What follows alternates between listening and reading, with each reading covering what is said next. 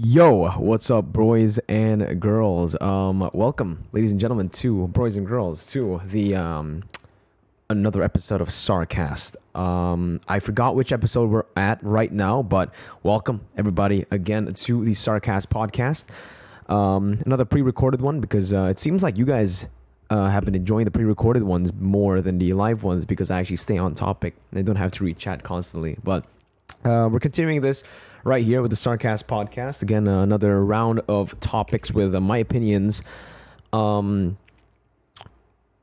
been an insane week, actually, to be honest. So let's just get started with the first topic, right? So just as a reference, ladies and gentlemen, I am recording this right after MPL, day one of week 5. So some of these topics might be outdated, but I think they're still very, very arguable, right? So a lot of people can have their own discussions, their own opinions on a lot of these topics. And I'm just going to state my opinion on a few of these topics, right? And actually, no, all these topics. So without further ado, let's get started, ladies and gentlemen, with the first topic being a pretty spicy one. This came from Zace's stream, Coach Zace of Evos Legends. By the way, I'm sorry for the hair. Yeah, it's all messy because I just got back. This is the helmet hair. But yeah, Coach Zace said in one of his streams that he thinks Penndragon is smarter than Dlar. Now, if you guys want proper context and if you guys want if you guys want to see his entire quote of why he thinks Penndragon is smarter than Dlar, you guys can go and find it yourself. Just search Zace Penndragon smarter than Dlar. You should be able to find it. I think it's a clip. I think it was clipped by a lot of clip channels. Shout out Zkilled. But yeah, in the video or in the stream, he basically said that he thinks that Penndragon is smarter than Dlar, and not just because of like the rotations and stuff. It's mostly because of his atomization, his understanding of the game, his understanding of compositions, knowledge, etc. Right? And he said as well that the Penndragon that shows up on stage is a very different Penndragon that shows up on scrims, because Penndragon has never had stage experience before. So when he steps up on stage, well, at least in the weeks prior to week 5, maybe even week 5, because we did just see Evos lose to Aura, Penndragon might not be at his best because of stage fright, maybe, right? Confidence, mentality plays a huge part. But he does say that in scrims, Penndragon has been performing very well. And I just want to give my 2 cents on this topic because I've seen a lot of discussions. I've seen a lot of people who are seeing it on a surface level and they're literally just going on to hate Zace and going on to hate anyone who agrees with this opinion. But yeah, so I said this quote. Well, I didn't say this. Well, yeah, I did say this quote. I did say this quote during MPLID week 4. I said that with quotations, Zace has said that Penndragon is smarter than Dlar in his streams. I said that, and I talked about it a little bit in MPLID. Obviously, I didn't go deep with it because we didn't have time to go deep with it. I just said that, and I got a lot of hate messages sent over to me saying that, oh, Mirko says that Penndragon is smarter than Dlar, etc.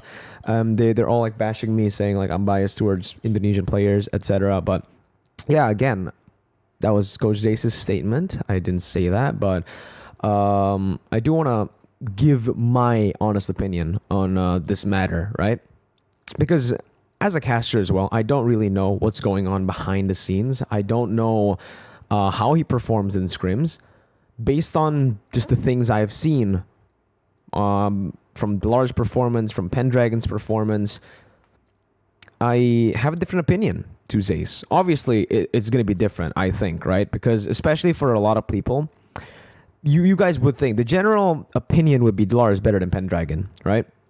Again, though, this is very surface level because as a caster, I don't know what's going on behind the scenes. I don't know if Penndragon is popping off. I don't know how hard Penndragon is popping off in scrims, right? So for me, I do agree with a lot of people in the comment section saying that, yeah, Dlar's better, etc. Macro-wise, he's also a veteran in the game. He has he's very good mentality on stage. He has played on stage before on the biggest stage in the world, M3, and he went all the way to the grand finals. He was able to win against R7 a couple times in the in the upper bracket finals as well. So the man's good. The man's a good player. He knows what to do. He knows his job desk, and he's always just a solid player, right? I've seen that a lot of people, a lot of players have said that Penndragon is better. But yeah, so far, I don't really see it on stage. I haven't seen much from Penn. There are a few plays where I've gone crazy because of Penndragon's plays, but there hasn't been anything too crazy. Maybe it's a matter of consistency because Penndragon has had some highs in MPLID and some lows, right? So in terms of consistency, I think Dlar has definitely got that on his resume. He's always been a consistent XP laner. He's such a big threat to everyone, and I do think that Dlar is better in terms of just like player wise, right? But again, you guys need to think about it in maybe Zace's or the analysts or just the team's point of view. Maybe it is a communication issue, right? Maybe because Dlar can't speak fluent Indonesian, he can't really communicate when it comes to those crazy discussions in game. In the later stages of the game, you know, if you've ever played competitively or if you've ever played ranked with your friends, when it comes to the late game, when there's downtime, you like to talk of like what you want to do, and maybe that's why they've opted to go for Penndragon, because Penndragon actually talks about and can talk about those things in Indonesian, right? Maybe it's also a matter of just how the team synergizes with Dlar. Dlar has been an Onyx PH for like a very long time. I think since his career started. Correct me if I'm wrong. So maybe he was, again, he was comfortable with those people. Maybe it's also him now trying to adapt to a new team full of new people, rosters, rookies, right? There's a lot of play here in terms of synergy, in terms of just communication in general, and a lot of other things, obviously, from other pro players and from Zace, other analysts, that there's no way they bought Dlar for no reason, right? Like, we'll see when Dlar learns Indonesian, I guess.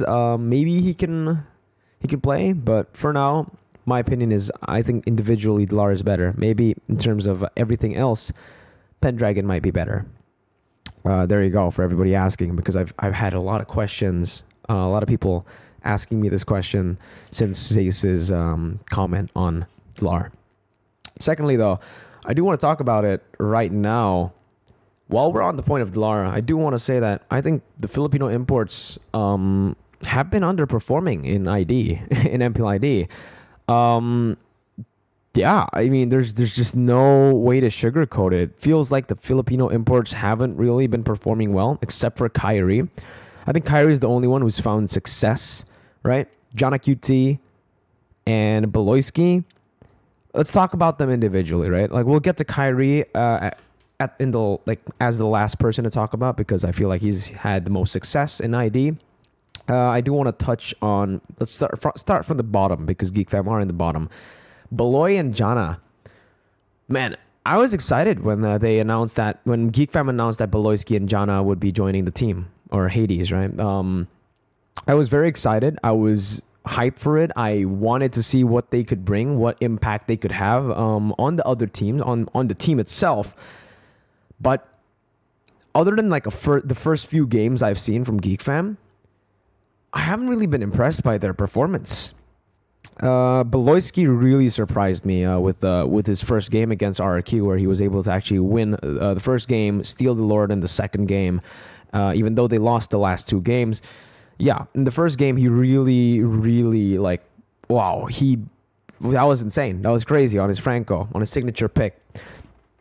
But when he doesn't get a signature pick, it does feel like he's kind of flippy, right? He's very flippy. If the Natalia's banned out, if the Franco's not there to pick, maybe even the Grok on the Ruby, on the Cho, I don't feel like he's found that comfort yet. I love the guy. I love the player. Again, I'm just stating my opinion, right?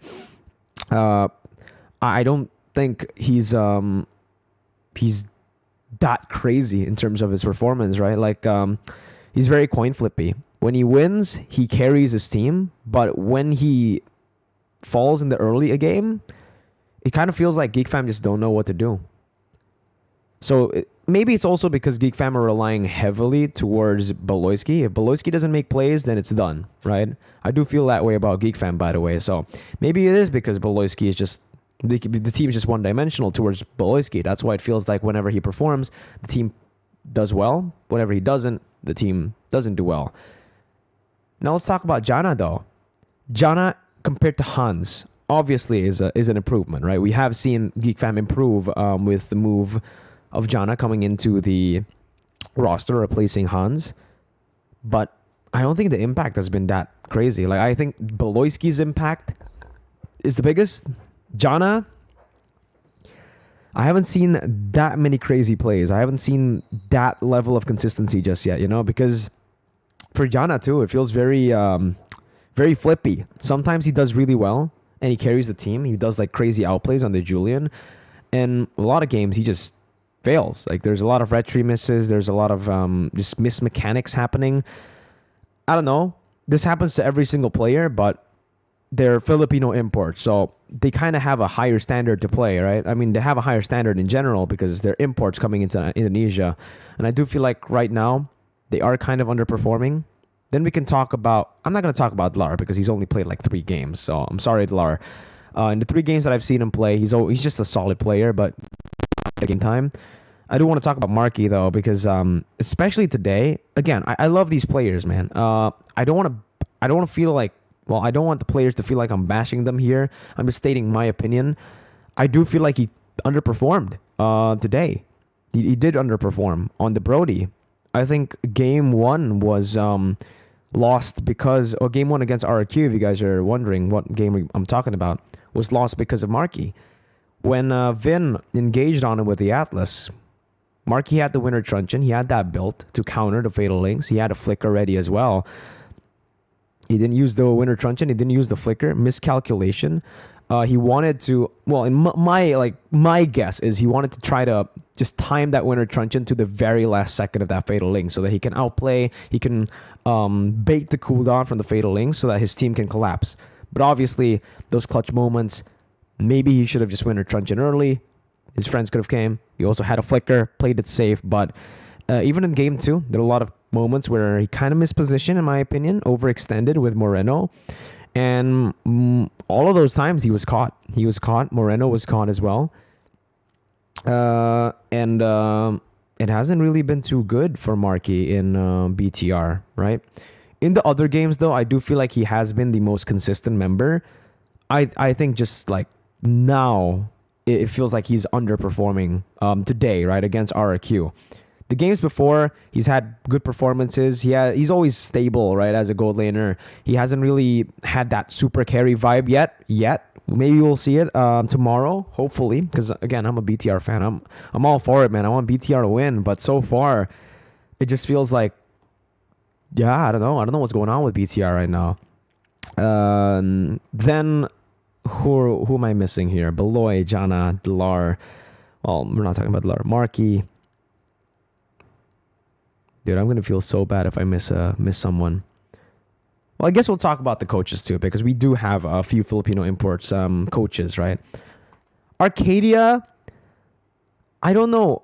I can't really talk about Arcadia because I don't know what he's been doing behind the scenes. I've heard that he's the technical coach. He tells them how to rotate around the map, how to stay disciplined, etc.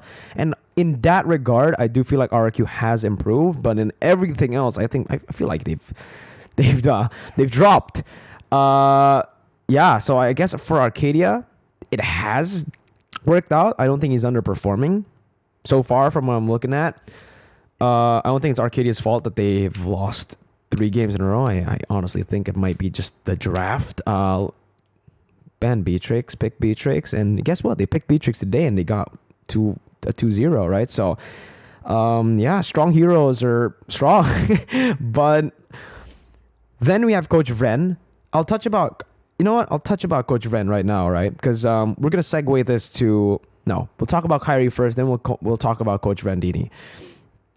Let's talk about Kyrie. Kyrie is doing really well, I think. Like, he's adapted really well to the Onyx squad, which is amazing.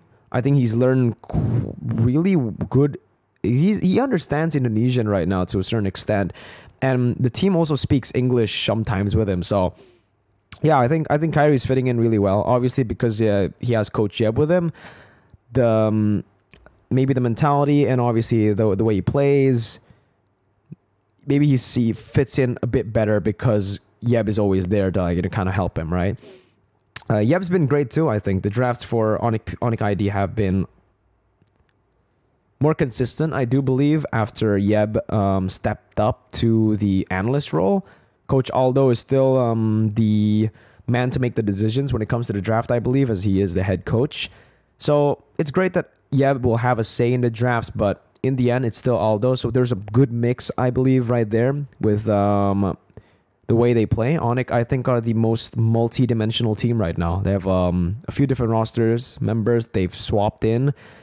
And with the addition of Coach Yeb, I have said this before, their mentality is going to be better for sure. Because I met the man at M3. I've told this story a little bit too many times. But yeah, I'll say it again.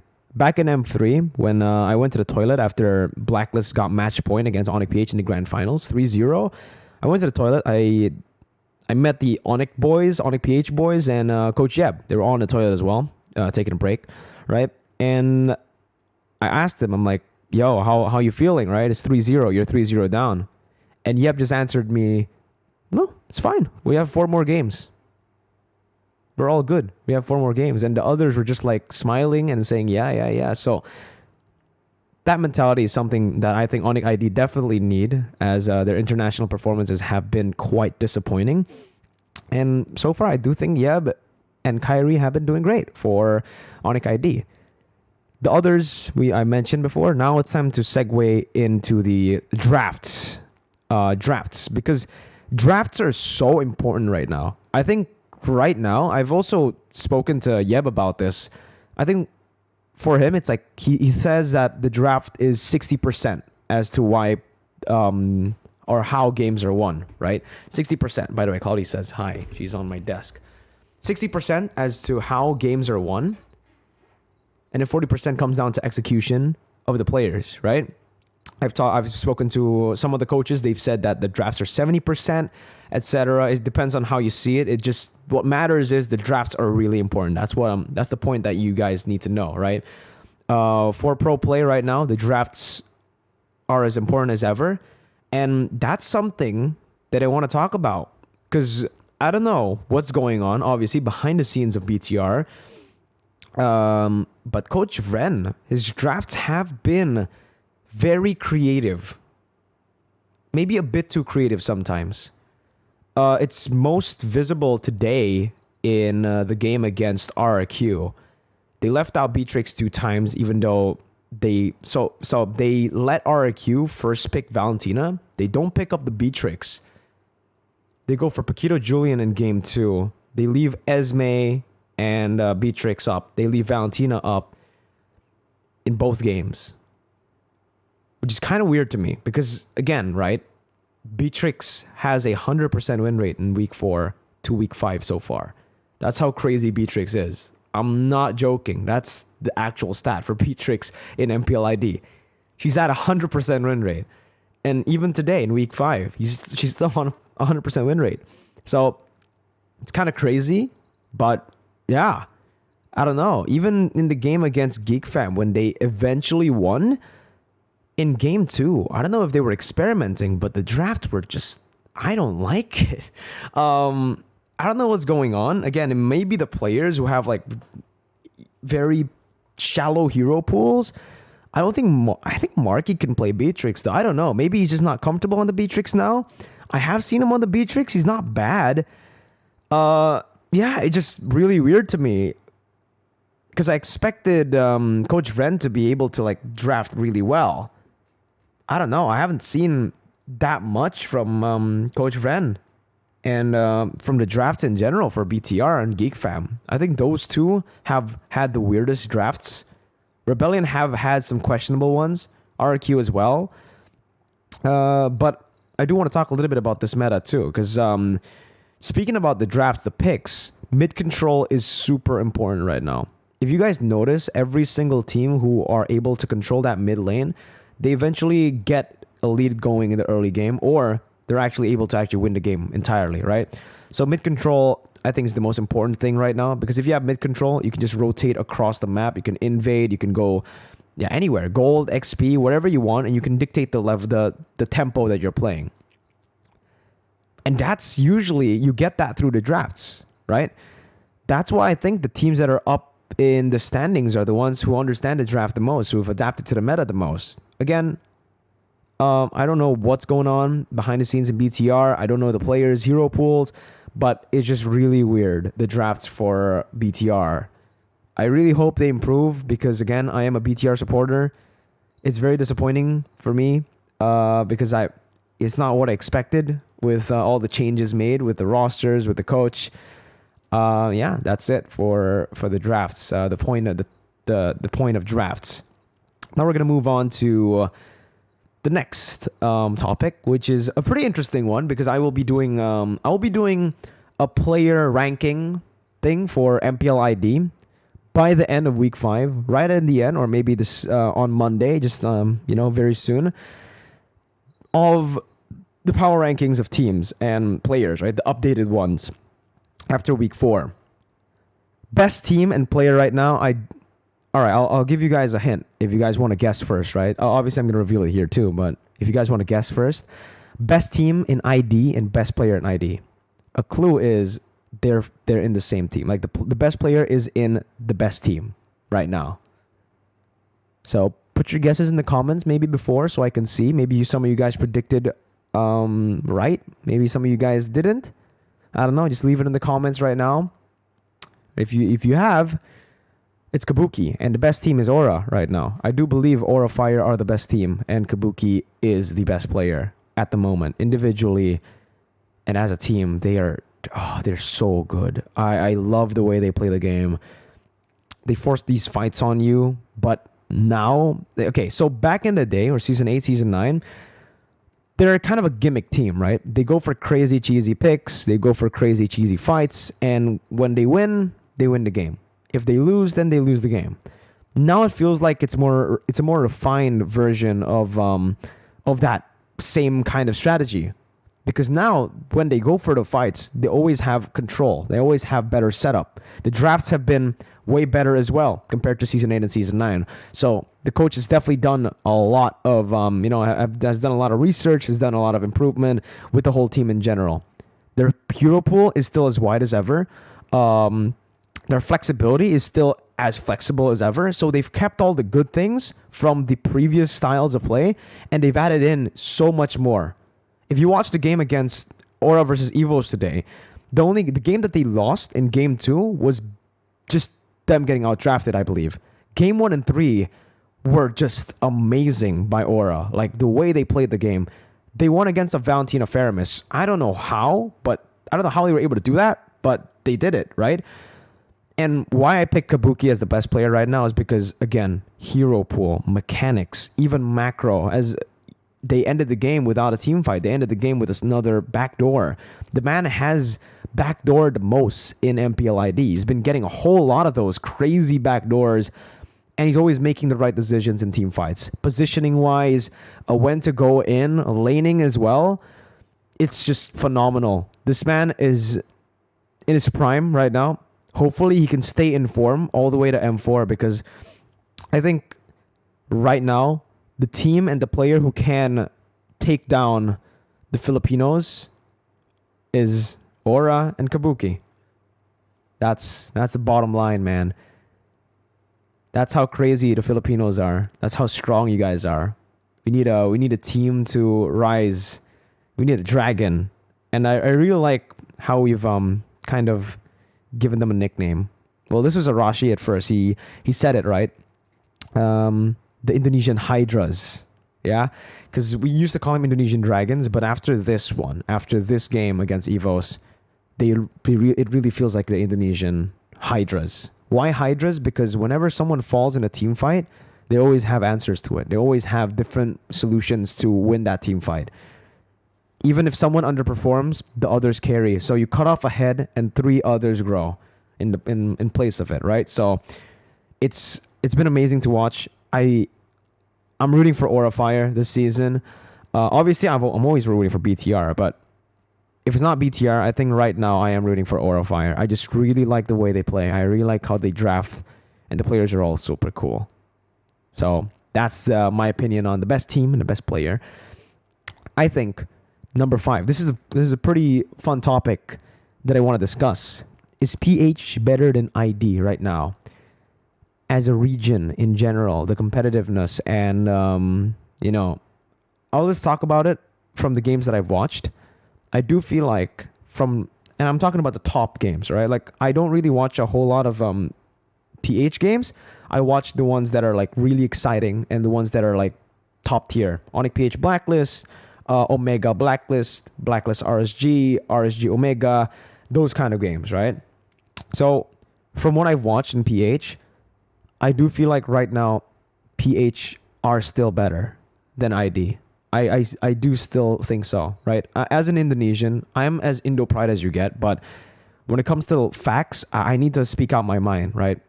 I'm a logical person. When I'm impressed by something, I'm not gonna like change my opinion because I'm Indonesian. Obviously, I'm gonna be rooting for Indonesia. By the way, like in any international tournament, obviously I'm rooting for Indonesia. But if the enemy team is better, then they're better, right? It's done. If Indonesia gets beat, done. Like no excuses, right? So is PH better than ID? I think in the way PH right now plays the game, the top teams, by the way, I'm talking about top teams, it's very crazy. Especially like the way they handle team fights, the way they handle forced errors across the map, right?